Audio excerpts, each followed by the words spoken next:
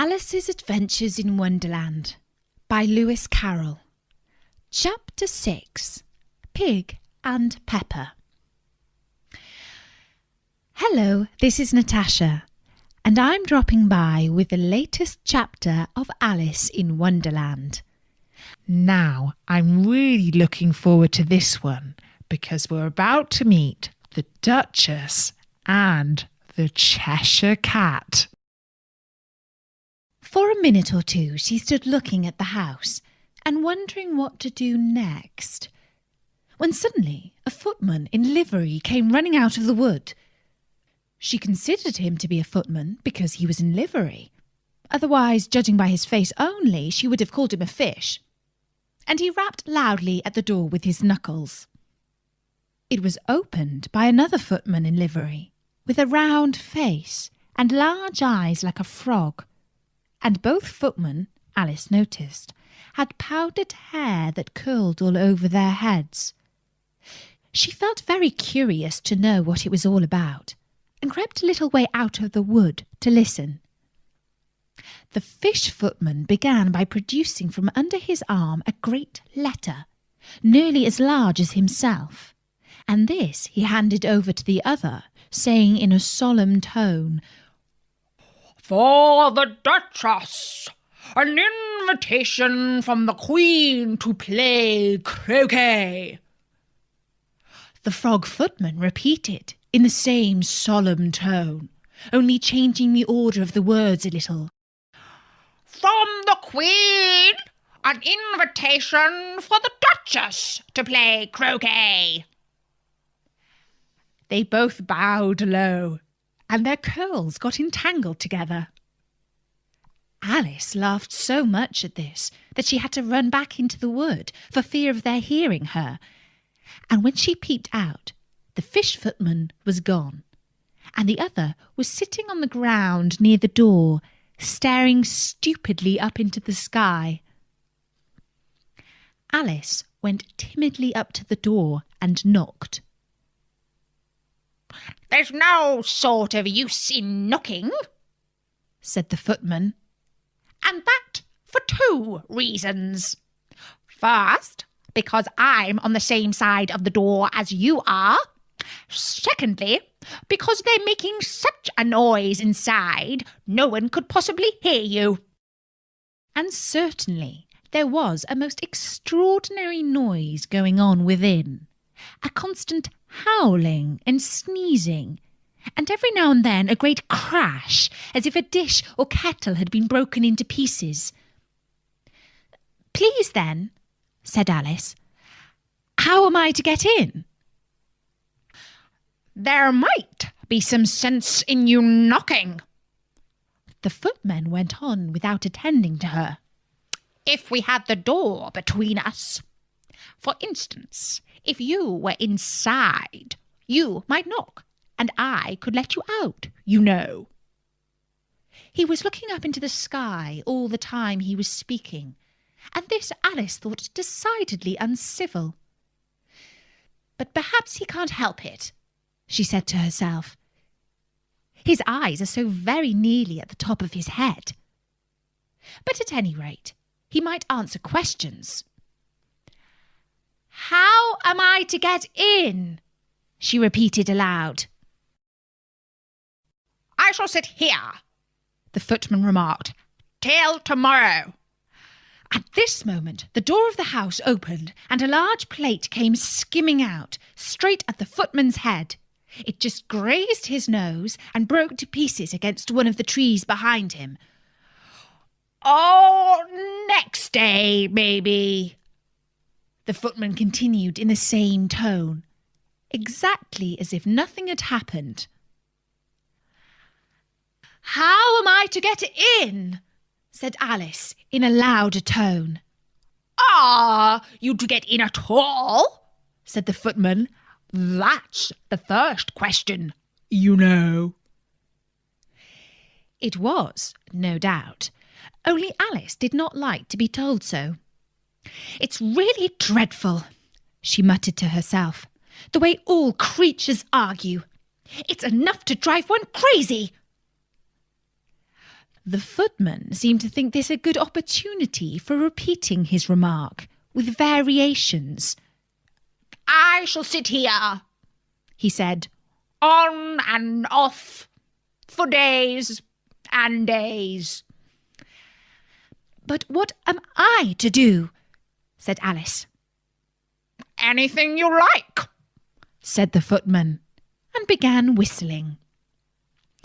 "Oh, there's no use in talking to him," said Alice desperately. "He's perfectly idiotic." And she opened the door and went in. The door led right into a large kitchen, which was full of smoke from one end to the other. The Duchess was sitting on a 3-legged stool in the middle, nursing a baby. The cook was leaning over the fire, stirring a large cauldron which seemed to be full of soap. "There's certainly too much pepper in that soup," Alice said to herself, as well as she could for sneezing. There was certainly too much of it in the air. Even the Duchess sneezed occasionally, and as for the baby, it was sneezing and howling alternately, without a moment's pause. The only things in the kitchen that did not sneeze were the cook and a large cat, which was sitting on the hearth and grinning from ear to ear. "Please would you tell me," said Alice, a little timidly, for she was not quite sure whether it was good manners for her to speak first, "why your cat grins like that?" "It's a Cheshire cat," said the Duchess. "And that's why—" "A pig!" She said the last word with such sudden violence that Alice quite jumped. But she saw in another moment that it was addressed to the baby and not to her. So she took courage and went on again. "I didn't know that Cheshire cats always grinned. In fact, I didn't know that cats could grin." "They all can," said the Duchess, "and most of 'em do." "I don't know any that do," Alice said very politely, feeling quite pleased to have got into conversation. "You don't know much," said the Duchess, "and that's a fact." Alice did not at all like the tone of this remark, and thought it would be as well to introduce some other subject of conversation. While she was trying to fix on one, the cook took the cauldron of soup off the fire and at once set to work throwing everything within her reach at the Duchess and the baby. The fire irons came first, then followed a shower of saucepans, plates and dishes. The Duchess took no notice of them, even when they hit her, and the baby was howling so much already that it was quite impossible to say whether the blows hurt it or not. "Oh, please mind what you're doing," cried Alice, jumping up and down in an agony of terror. "Oh, there goes his precious nose," as an unusually large saucepan flew close by it and very nearly carried it off. "If everybody minded their own business," the Duchess said in a hoarse growl, "the world would go round a deal faster than it does." "Which would not be an advantage," said Alice, who felt very glad to get an opportunity of showing off a little of her knowledge. "Just think of what work it would make with the day and night. You see, the Earth takes 24 hours to turn round on its axes." "Talking of axes," said the Duchess, "chop off her head." Alice glanced rather anxiously at the cook to see if she meant to take the hint, but the cook was busily stirring the soup and seemed not to be listening. So she went on again. 24 hours, I think. Or is it 12? "Oh, don't bother me," said the Duchess. "I never could abide figures." And with that, she began nursing her child again, singing a sort of lullaby to it as she did so, and giving it a violent shake at the end of every line. Speak roughly to your little boy, and beat him when he sneezes. He only does it to annoy, because he knows that it teases. In which the cook and the baby joined. Wow! Wow! Wow! While the Duchess sang the second verse of the song, she kept tossing the baby violently up and down, and the poor little thing howled so that Alice could hardly hear the words. I speak severely to my boy. I beat him when he sneezes, for he can thoroughly enjoy the pepper when he pleases. Wow, wow, wow. Here, you may nurse it a bit if you like, the Duchess said to Alice, flinging the baby at her as she spoke. I must go and get ready to play croquet with the Queen. And she hurried out of the room. The cook threw a frying pan after her as she went out, but it just missed her. Alice caught the baby with some difficulty, as it was a queer-shaped little creature, and held out its arms and legs in all directions. Just like a starfish, thought Alice. The poor little thing was snorting like a steam engine when she caught it, and kept doubling itself up and straightening itself out again, so that altogether, for the first minute or two, it was as much as she could do to hold it. As soon as she had made out the proper way of nursing it, which was to twist it up into a sort of a knot, and then keep tight hold of its right ear and left foot, so as to prevent its undoing itself, she carried it out into the open air. If I don't take this child away with me, thought Alice, they're sure to kill it in a day or two. Wouldn't it be murder to leave it behind? She said the last words out loud, and the little thing grunted in reply. It had left off sneezing by this time. Don't grunt, said Alice. That's not at all a proper way of expressing yourself. The baby grunted again, and Alice looked very anxiously into its face to see what was the matter with it.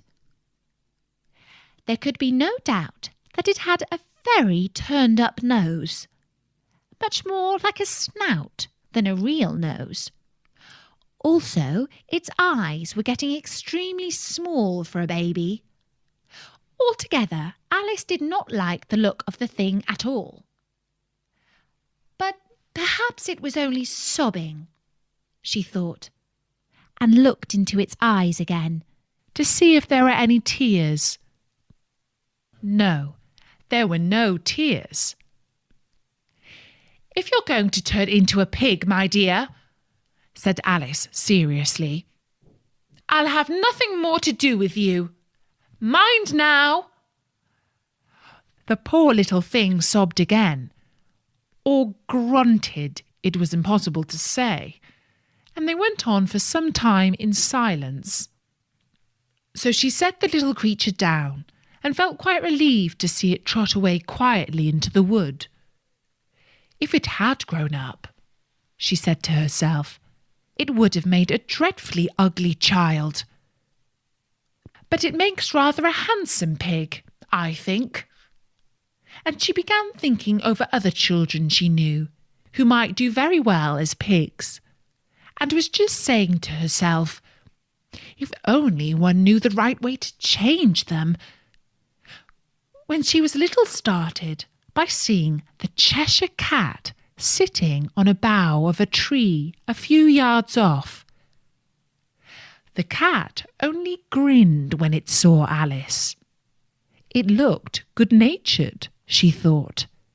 Still, it had very long claws and a great many teeth, so she felt that it ought to be treated with respect.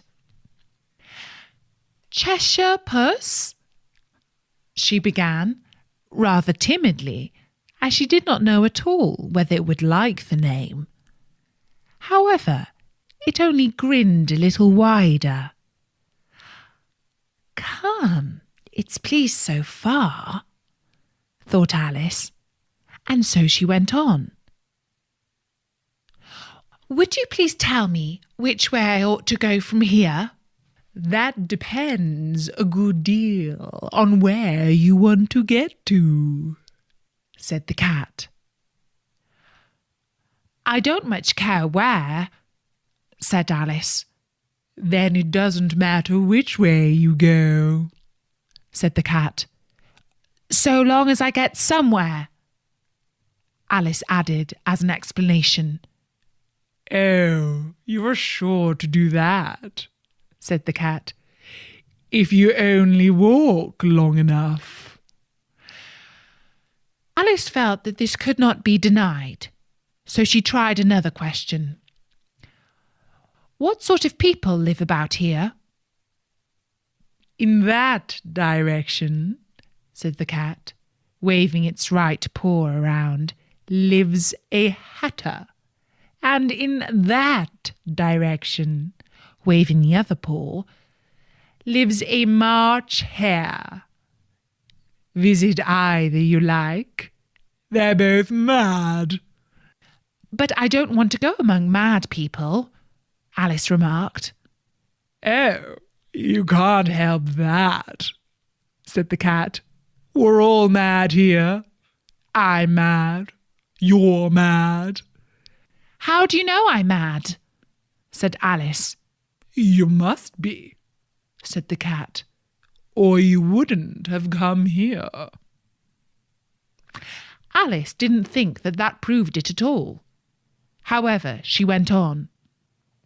"And how do you know that you're mad?" "To begin with," said the cat, "a dog's not mad. You grant that?" "I suppose so," said Alice.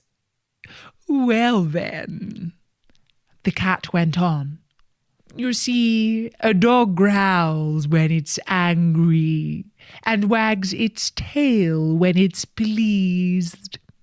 Now I growl when I'm pleased and wag my tail when I'm angry. Therefore, I'm mad." "I call it purring, not growling," said Alice. "Call it what you like," said the cat. "Do you play croquet with the Queen today?" "I should like it very much," said Alice, "but I haven't been invited yet." "You'll see me there," said the cat, and vanished.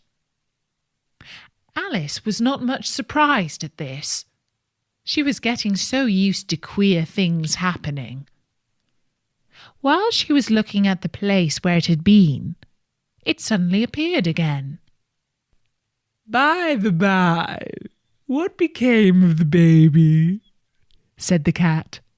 "I'd nearly forgotten to ask." "It turned into a pig," Alice quietly said, just as if it had come back in a natural way. "I thought it would," said the cat, and vanished again. Alice waited a little, half expecting to see it again, but it did not appear, and after a minute or two she walked on in the direction in which the March hare was said to live. "I've seen hatters before," she said to herself. "The March hare will be much the most interesting. And perhaps as this is May, it won't be raving mad. At least not so mad as it was in March." As she said this, she looked up, and there was the cat again, sitting on a branch of a tree. "Did you say pig or fig?" said the cat. "I said pig," replied Alice. "And I wish you wouldn't keep appearing and vanishing so suddenly. You make one quite giddy." "All right," said the cat. And this time it vanished quite slowly, beginning with the end of the tail and ending with the grin, which remained some time after the rest of it had gone. Well, I've often seen a cat without a grin, thought Alice. But a grin without a cat? It's the most curious thing I ever saw in my life. She had not gone much farther before she came in sight of the house of the March Hare. She thought it must be the right house, because the chimneys were shaped like ears, and the roof was thatched with fur. It was so large a house that she did not like to go nearer till she had nibbled some of the left-hand bit of mushroom and raised herself to about 2 feet high. Even then she walked up towards it rather timidly, saying to herself, "Suppose it should be raving mad after all. I almost wish I'd gone to see the Hatter instead." And that was the 6th chapter of Alice's Adventures in Wonderland by Lewis Carroll. I'll be continuing the story here on storynori.com very soon. Until then, from me, Natasha, bye-bye.